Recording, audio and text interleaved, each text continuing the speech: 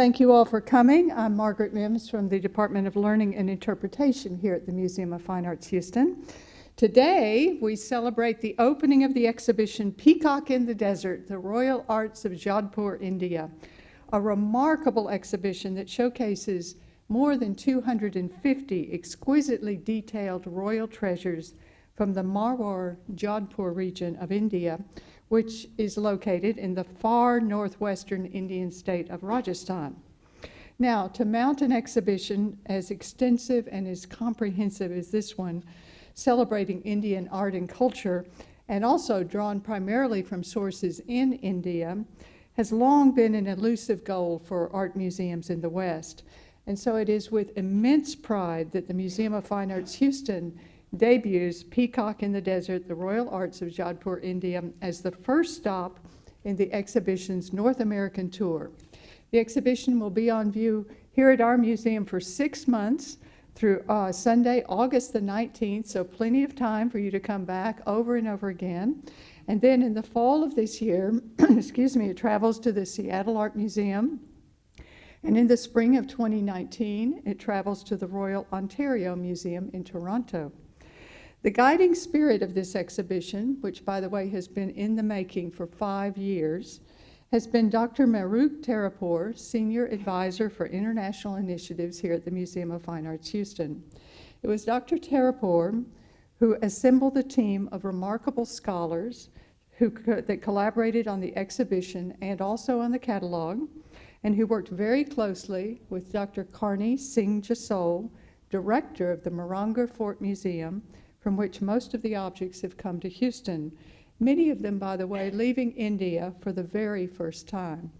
Together, Dr. Tarapor and Dr. Jasol shaped the structure and the contents of this landmark exhibition.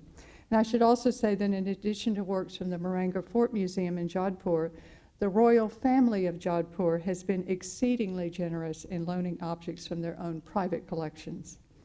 Now, to tell you just a tiny bit more about the Maharaja Fort, which you'll see in several images in today's conversation, the foundations of the fort were carved out of a rocky hillside 400 feet above Jodhpur. These foundations were laid by the Rathors in 1459 when they took control of the Marwar region because, of course, the first thing you need to do was to establish a military stronghold to protect their new interests. To put the year 1459 just in a tiny bit of historical perspective, the Renaissance was just beginning to flourish in Europe at this time, and 33 years later, in 1492, Christopher Columbus would land in the Americas. Rudyard Kipling once described the Maharaja Fort as, quote, a palace that might have been built by Titans and colored by the morning sun.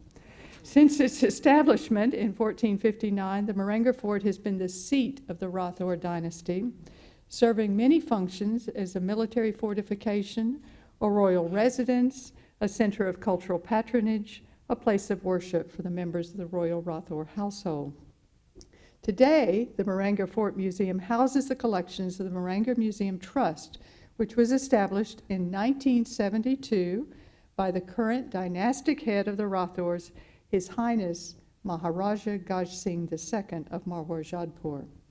His Highness inherited the title in 1952 when, at the very young age of 4 years old, after his father had died in a plane crash, he was named the current Maharaja. Now, that 1952 was 5 years after India became an independent country in 1947. His Highness was taken out of the country for his safety and to be educated, and by the time he returned back to Jodhpur, India, Indira Gandhi had stripped all of the royal families of their titles and also of their, quote, privy purses, the monies that they'd been granted for disbanding their princely states following India's independence.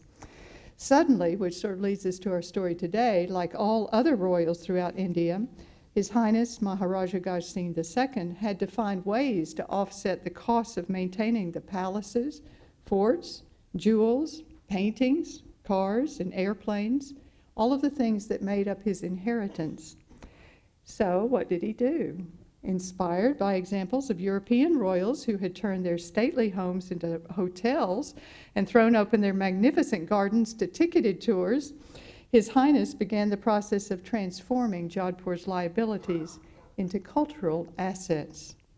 Today, it is his only daughter, Princess Baijilal Shivranjani Rajye of Marwar-Jodhpur, who's played an important and very transformational role in her family's vast and diverse properties that include palaces, forts, museums, and hotels.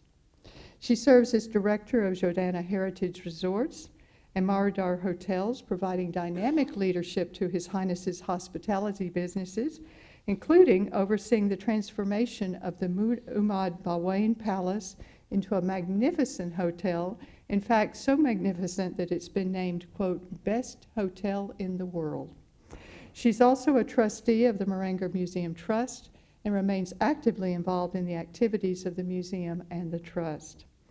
This afternoon, we are delighted to have both of the exhibition curators, Dr. Mahrukh Tarapor and Dr. Karni Singh Jasol, with us to talk with Princess Shivranjani about her role in keeping the legacy of Jodhpur's artistic and cultural traditions alive and meaningful for contemporary audiences.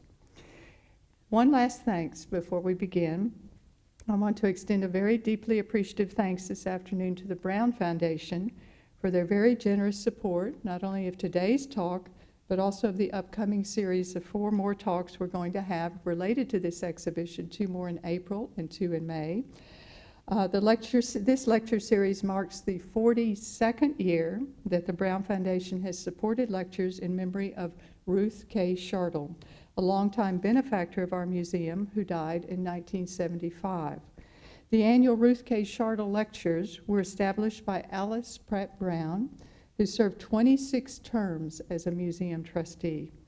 Each year, the Shartle Lectures celebrate one of the museum's major exhibitions or key areas of the museum's collections or issues of connoisseurship. So what better subject for the 2017-2018 season of the Ruth K. Shartle Lectures than this groundbreaking exhibition, Peacock in the Desert, the Royal Arts of Jodhpur, India. So a big thanks to the Brown Foundation. But now please join me in giving a very warm welcome to Princess Shivranjani, Dr. Mahrukh Tarapor, and Dr. Jasol.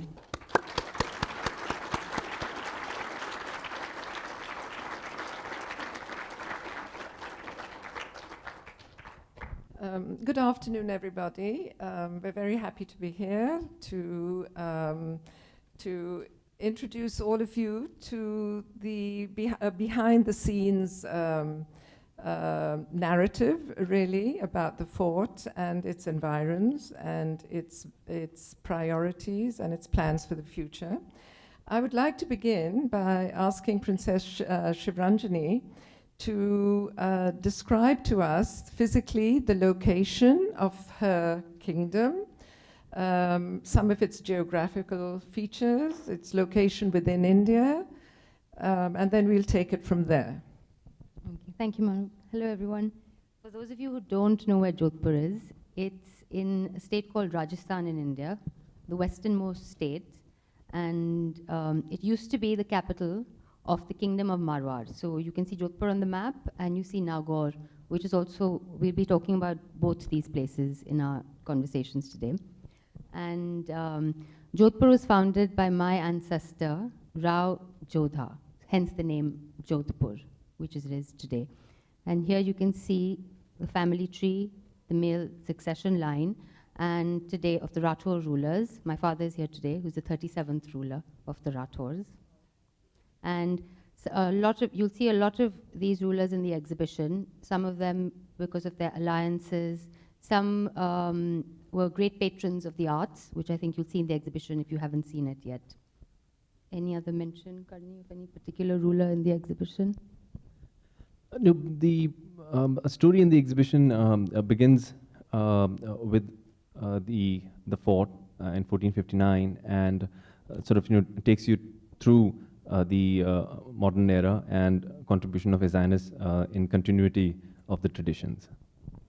The image that you see on the right, it's pretty spectacular. Now it's on the left, I think. It's a pretty spectacular image of the two great monuments that dominate Jodhpur. The fort on the left, which the foundation of which was laid in 1459, and on the right, a 20th century palace. I would like to ask the princess. Now, her family has lived in both these grand buildings. They occupy opposite ends of the city of Jodhpur. The city is very beautifully laid out between these two great buildings. But I'd like to ask her what it was like living in this building, which spans past and present. So I suppose her past was always very alive for her. But I'd like to know what it was that dominated her growing up, the ideas that she grew up with. Thank you, Mahrukh. So I actually haven't, my family has lived in the fort, but I haven't lived in the fort. I grew up in the palace. But the fort, more than a home, just for me, I mean, we've seen the fort. It is actually the center of Jodhpur, not just for my family, but actually for the whole of Jodhpur. I don't know if this lady's in the audience today, but she lives in Houston, and she hasn't been home for 3 years, and she was so delighted that her fort had arrived in Houston when she saw the installation. So that's what it actually means to the people of Jodhpur. It's our history, it's what we wake up to in the morning, and it is what Jodhpur, that's how it was established, and what we lived through, and also the cultural center of Jodhpur today, because of all the work that's been done there. And Karni, you also have grown up in the fort.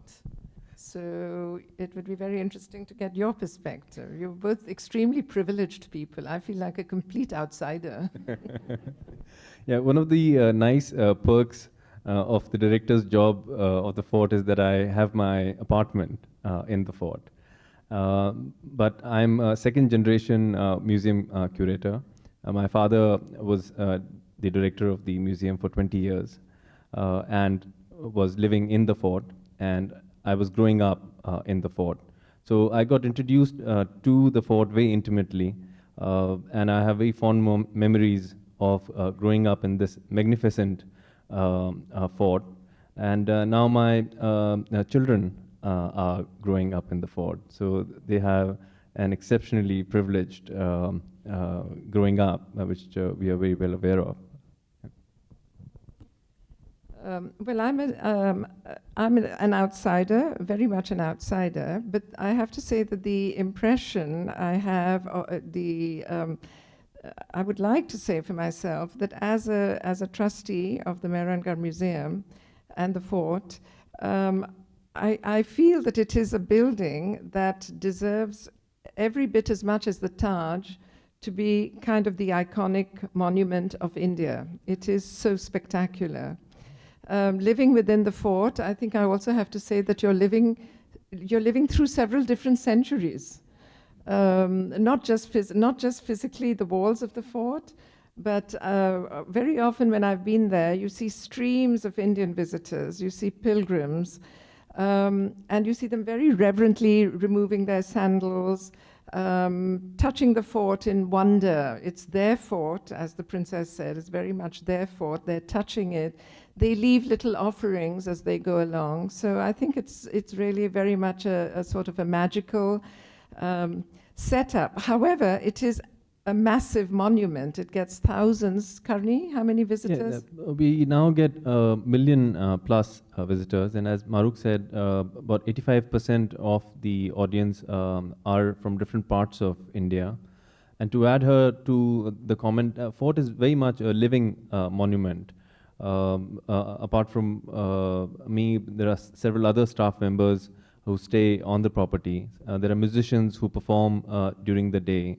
And it's during the day you can actually breathe the place. And one of the things that have actually struck me through time is that even after so many years of my living in the fort, it doesn't sort of appears sort of an old memory. It is always a fresh memory. I wake up to a monument which is different every morning. So that's the quality of and the power of the place. But it is a massive place. I don't know the square meterage, footage of it at all. How many acres? It's spread in 26 acres. 26 acres. A large number of buildings that were constructed from the 15th century right down to the 19th century. So huge range of buildings in different states of repair, disrepair. And I'd be interested to know from the princess, how do you handle the issue of sustainability? How do you preserve this place? How do you preserve the life within it? So I think I have to go back a little bit in time, in history, well, when I was younger. So when my parents inherited the fort, and it was in a state of disrepair. They didn't have the funds, the means to get it going. So their efforts were actually really, they were momentous, and also they were pioneering because they started it from nothing. The actual first income for the fort was from guana, bat shit, you know what, manure, yeah. That's where it was from. That was the first income. And that's what they put it back slow and steady and brought it up to a certain level, which then I inherit to actually sustain it. So I can actually do exciting things with the fort.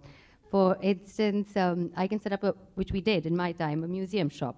So the income comes from ticketed tourists coming in, but we can't be dependent on tourism.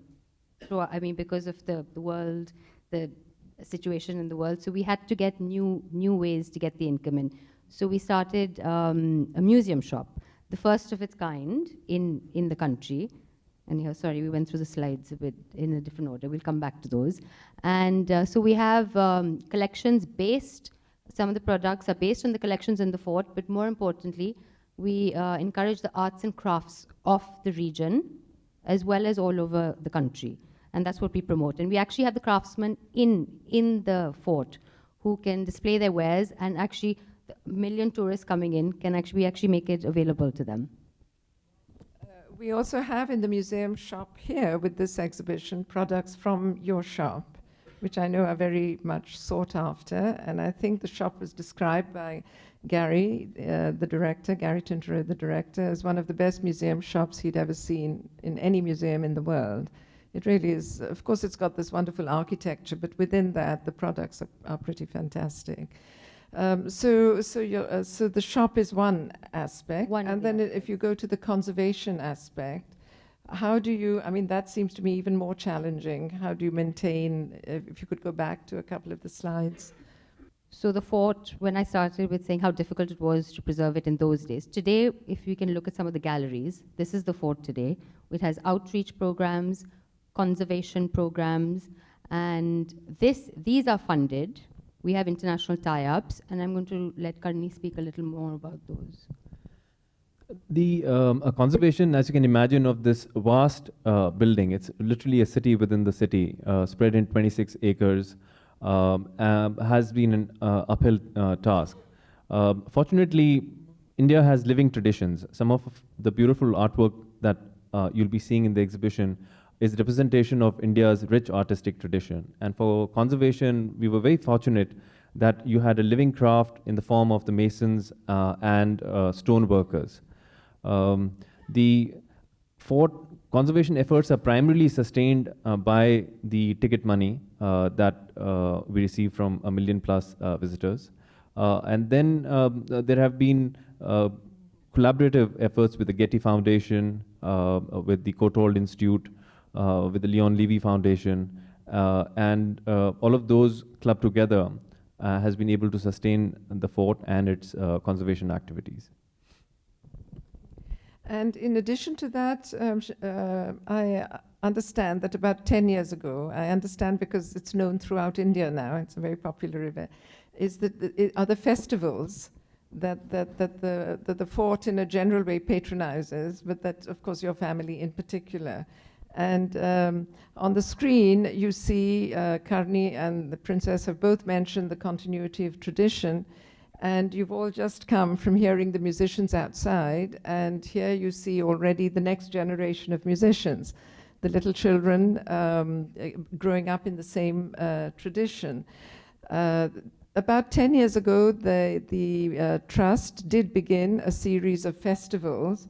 I know the Princess was very active in spearheading those, so if you could say a few words. Yes, of course. So Mahrukh, I think you asked me what I've done in the fort, and I think the festivals would be getting it all together, preserving it, putting it together. It was the parents and the generations before who did all that. But the festivals for me is a really exciting aspect because not only does it promote the living traditions, but also after the restoration, conservation works are done, these beautiful spaces have been restored, open to the public. These invite people from all over the world who wouldn't necessarily visit a museum just to see the collection, but to see these spaces and see them alive. So we have visitors from all over the world, India, young, old, all age groups. And for us, it's really, really exciting to see these palaces, forts, spaces alive. And I think that's what's really exciting to me. And I think this is the future, to use these spaces. Music is one language, which is universal, to use these spaces. And I think more such festivals is the future of these museums. I think you are playing, I think Jodhpur, correct me, but I think Jodhpur is playing a really pioneering role in bringing its palaces to life. As far as I know and think, the other kingdoms within Rajasthan and other parts of India, many of them, of course, have converted their palaces into hotels. But this concept of bringing the spaces, making the architectural spaces live again, perhaps with a different kind of music, but the music that used to be there, the ceremonial activities that used to be there, I think that's quite unique. And I have a feeling that probably your festival idea is going to be followed. I think Mahrukh, it already is. It already followed. So, which is actually really good. Which is a great because it's great, compliment. because I think now Rajasthan is a state. Has the best festivals in India. That's So- great. That's great. Well, from the festival, can you talk a little bit now? Jodhpur there were two seats of power originally. There was the town of Jodhpur, and about 2 hours, a 2-hour drive away, the town of Nagaur. You see it here in the slide. I remember seeing it years and years ago as a completely, it was almost an architectural ruin. It was overgrown. You were nervous that a snake might pop out of where you were about to step. And in the last 10 years, this is the transformation, and it's a transformation again, as I said, in which the princess was extremely closely involved. And tell us about that. So this is probably the place closest to my heart because I remember it in ruins. I completely remember it in ruins, and I remember going with my parents and the then director of the trust and everyone just wishing it alive. And I couldn't imagine how it happened. I then came to university in America, and then I came back for my parents' anniversary, and we had a small music program there. And I remember that was the day I knew that I would be working on these properties. And there's a lot of work, which I'm going to pass over to Karni to give the details on. But I just want to say at the end of it comes out this festival, again, which we host here. So within my lifetime, I have actually seen it alive, conserved, and really alive with people from all over the world. But Karni, if you can tell us some about the property. Yeah.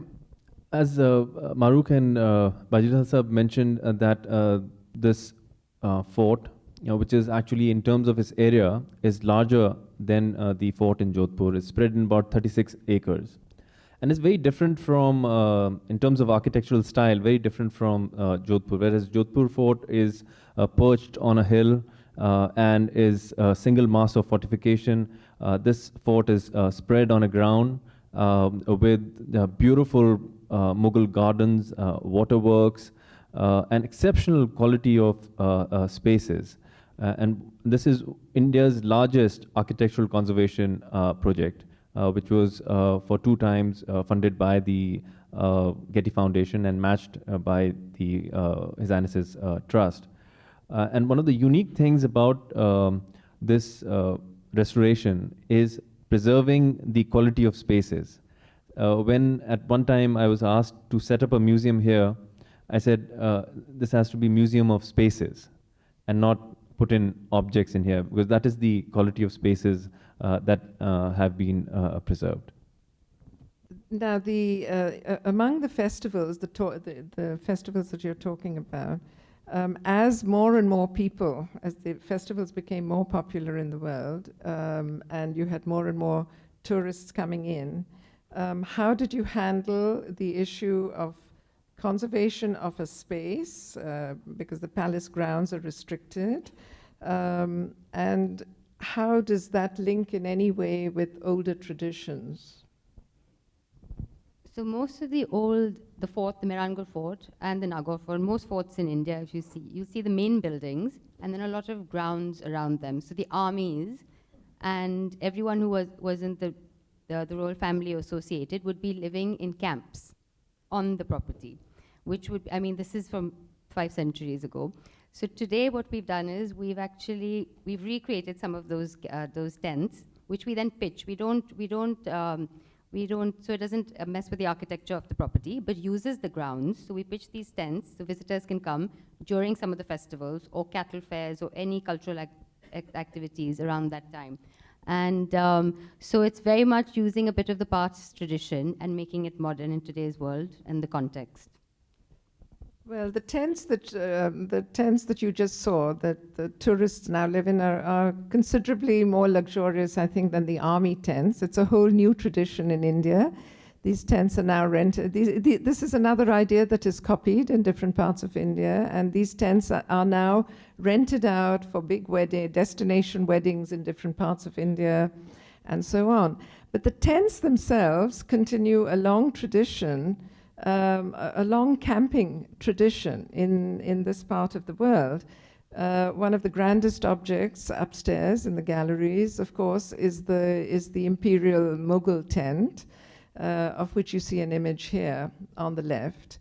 That, of course, is a ceremonial tent, but these were mobile residences for the emperors. This is one of the most luxurious versions. But you see again how the tents continue a tradition. Whichever way you look, you see a continuity of heritage and tradition, which I think is something that makes Jodhpur truly unique. And if you could then talk about the building on the right. Well, this again is another special project. It's within Nagaur, the fort of Nagaur, the images that you were looking at earlier. And these are the residents, it's called Ranvas, which means the residences of the Ranis, who were the queens. So there was a king and he had 9 queens. So we have 9 such havelis, separate units within Nagaur fort. And these we've been very sensitive, used conservation architects to conserve and restore these havelis into hotel rooms, but we don't like to call them hotel rooms. It's more like a scholar's retreat. But it is accessible to the public. It is a hotel, and this is where people can come and stay, see the conservation works of the properties, and also live in the fort. How many rooms? It's a small property. It's got 32 rooms. 32 rooms, as much as that. Mm-hmm. But single, double, like very small rooms. Yeah, but each one with its own enclosure and furnished, and also furnished with contemporary crafts. Actually, contemporary crafts, but the look is the same block printing and the style of the miniature paintings, which some you'll see in the exhibition. Reverting to the exhibition, we have a whole gallery dedicated to the Zenana, which is the women's quarters in the palace. We felt it was very important to show that and to make the point that the women were not completely, it was not the stereotype that we have of women behind a veil within latticed windows, unable to participate in the outside world. That is kind of an image that came to us really from the British in the 19th century. The reality is a little bit different, and I'd like you can see from the pictures in the exhibition, the paintings in the exhibition do show you zenana scenes, where of course the women do live together. Only the emperor is allowed access, but they certainly have a way of reaching the outer world and of becoming patrons in their own right. And that's what you could tell us something about. Okay. Yes, Mahrukh, I think, no, it is, the women definitely had their roles, but yes, the histories were written by men, and their roles were within a context. But in spite of that, there's a lot that they did do. So they did live in the Zenana, behind the veil, but they were great patrons and philanthropists for the region. So they came in with their own monies from many different kingdoms, married into Jodhpur, and while they were in the city, they weren't just sitting there looking pretty, they were building water bodies. We're an arid state, so there's no water. Water is important, water harvesting bodies. So this was built by one of the queens. It's called Rani Sar, which is actually a year, the previous slide as well as this one. This provides water for the whole city, the walled city, throughout the year. And this is today in use. It's Tulji ka Jhalra. You can see people enjoying it till today. Well, many people have asked when the exhibition is here, have we emptied the museum? Karni, have we emptied your museum? I say no. There's a lot that comes out of storage. But the plan, there is the board of trustees headed by His Highness. There is a master plan in place, which we are calling Reimagining Mehrangarh. We want to take this opportunity to sort of rethink the fort. It's visited, we haven't mentioned a couple of the temples that are within the fort that actually belong to the people of the region. And on particular feast days, and I'm lucky enough to have been there once or twice, you see as many as 10,000 pilgrims entering the fort a day. So the fort's visitors are pilgrims. They are the Indian tourists that I told you about. They are the foreign scholars who come to study the collections. There's a beautiful building called the Scholars' Retreat, and no greater privilege than to live in the Scholars' Retreat, where after hours you have the entire fort to yourself. It's one of the great luxuries, I think. But the plan now is how do we accommodate growing numbers of visitors in the future? I mean, everybody knows that India is a country of 1 billion plus and likely to keep going in that direction. How do we look after the building? How do we make sure that the building is not stressed to breaking point by foot traffic? So a master plan is in place. Karni, if you would like to talk a little bit about what that involves. Yes, as I shared before, that the numbers are growing, and there is certainly a stress on the spaces and also on the quality of experience that you would have in a gallery space. If in a given day there are 10,000 people coming into the museum, at any given point in gallery there are a couple of hundred people, and the quality of your viewing the art completely diminishes.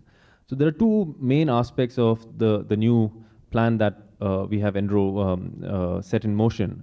One is the infrastructure part, which takes into account the next 5 years or plus years requirement for parking, facilities, F&B, etc. And the other aspect is the curatorial narrative, the new stories that we want to tell in the fort. And this exhibition has been actually very helpful in terms of identifying those stories.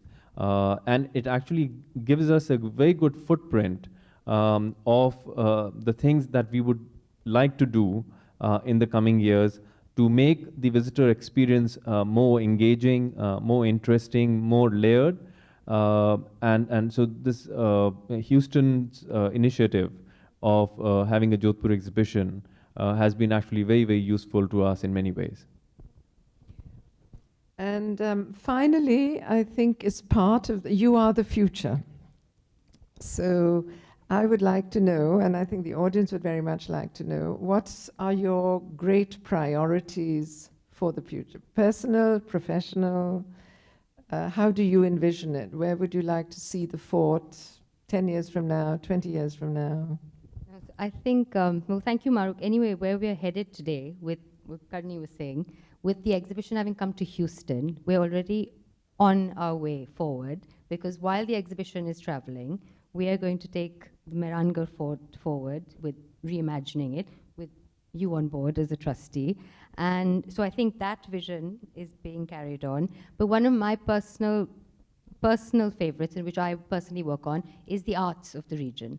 And I think we have the craftsmen, we have the design at a certain level, but to take that patronage one step higher, I really want to introduce, the next project is to introduce designers and get the crafts and the designers to meet. So we produce really top-end, high-quality crafts within Jodhpur, which can then be sold all over the world, but actually make it the hub. And I think that's my project. That's wonderful, because today the crafts in India are living in this mechanized world of ours. The crafts are in serious danger. The government makes some effort, but they're not always the most enlightened, I think. And in a region, I think Jodhpur is a wonderful area to begin, partly because it is a little bit isolated. So it is a unit into itself. And I think to begin there without too much outside influence coming in, it's really in the nick of time, I think, that you're doing this. And I wish you great strength and great success. And you're with us. Thank you, thank you, thank you. Anything else that you want to talk about, or any questions? We have, I think, just a few minutes. Any questions? There's one there. How does a Udaipur and a Jodhpur connection come together in such exhibitions, if there is one contribution? There are three paintings from, the question was, what is the connection between Udaipur, which is a neighboring city and a former kingdom? There are three paintings in the exhibition from Mewar, and it is from the time that in the 18th century, when the Jodhpur, the Rajput kingdoms were uniting for a common front against the Mughals. So there is Maharana Sangram Singh Ji painting there, and two other beautiful paintings from Mewar, which were actually exchanged as gift after a Horda conference. Any other questions? Yeah, right here. This is for Karni. Were you doomed to be a curator of the fort, but seriously, was growing up there, seeing what your father did, how did you develop your love for the art, the objects, the fort? So I grew up loving the fort, but that didn't mean that I was introduced to the arts in a formal way at a young age. I was looking at the art and the galleries, but in a very limited way. It is only after my schooling years that I went to art history school and did my master's in art history that formally introduced me to arts in a formal way. And then I spent 1 year on a Fulbright at the Smithsonian and worked on the Freer Sackler Gallery's painting collections, which then that period then resulted into the production of the Garden and Cosmos exhibition. So my formal introduction to arts is through academics, but my emotions are attached to the fort. We'll take the first question in the front and then at the back. Yes, sir. I don't know if at present you have a slide, interior of the fort, but hotel rooms, are they modernized, or they have still kept the interior of the rooms and the equipment in there, furniture with the olden style where the palaces? No, it's, so sorry, we don't have a slide to share. We should have actually showed it to you. So we've done minimal intervention. It's very traditional, using the local handicrafts, block printing, and we've tried to style it a lot like the miniature paintings. So even the beds are locally made. the quilts, minimal daris, all the local crafts, and we kept it quite simple and basic and comfortable. So that's the Ranvas. But Umaid Bhavan Umaid Palace Bhavan. would be contemporary luxury.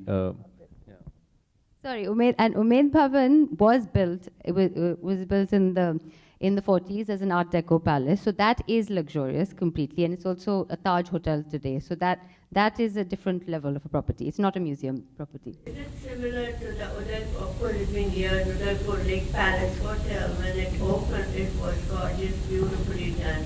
So is it, I know Taj now takes care of yours. Yes, but it's a different style. It's more Art Deco, but yes, it's a palace in that style. Yeah. We'll take the question at the back row. Yes, sir. I wonder if you could comment a little more on the palace, which I believe is the largest Art Deco building in the world. How do you preserve and maintain such a vast complex? So in the 70s, my father converted it into a hotel. That's when he started. And to run it has to be lived in and to maintain the staff. So I think by having guests, it was built to entertain, even by my great-grandfather. So him having converted it into a hotel is actually the best thing. It's a living palace. We live in one wing of it. And now it's run as a hotel by the Taj. But since the 70s, it's been a hotel. And I think that's what keeps it alive and keeps it running. There's one question in the back. We'll take one from the back row and then come to you, ma'am. You said that you had a keen interest in reviving and keeping the crafts alive. Are you putting any kind of effort into building a school or a process to reteach young children the crafts? No, not at the moment, but the program that we do have in mind is a building near the fort, and it's not to reteach. I think what we're trying to do is bring designers, bring the crafts to an international market and to give them a market. So I think then after that, once we do set up, then their schools, because they teach it to their children, and if they have a market for it, it then automatically gets taught to the families, and then they get an income from it. Yes, ma'am.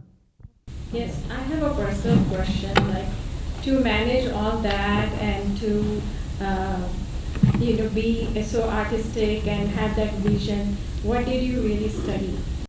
Oh, I actually loved my subject, and it goes across histories, English, literature, culture. I studied anthropology.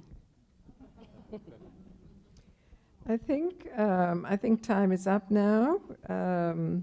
If a last question? What are those white things on their forehead? Oh, the slide of your music. Sorry, we didn't introduce a slide. This is one of the music festivals, and these are Sufi musicians from Mayotte, because we have a Sufi music festival.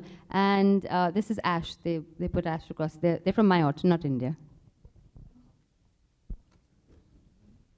Yeah, we'll take that as the last question, and then we'll wrap up. As an Indian living in Houston for 40 years, I just want to say that I'm incredibly proud of the exhibit. I was here yesterday, I saw it, and it is just very proud moment for us. So thank you.